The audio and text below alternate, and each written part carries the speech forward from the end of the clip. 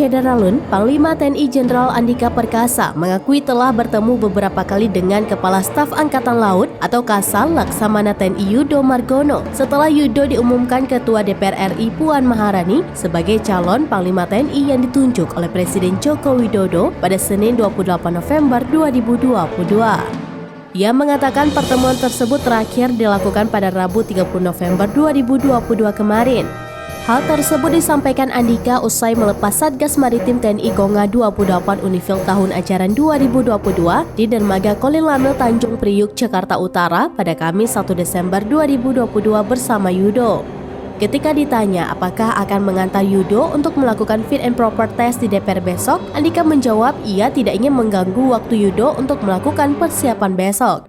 Ia mendoakan Yudo bisa melakukan fit and proper test besok dengan sukses.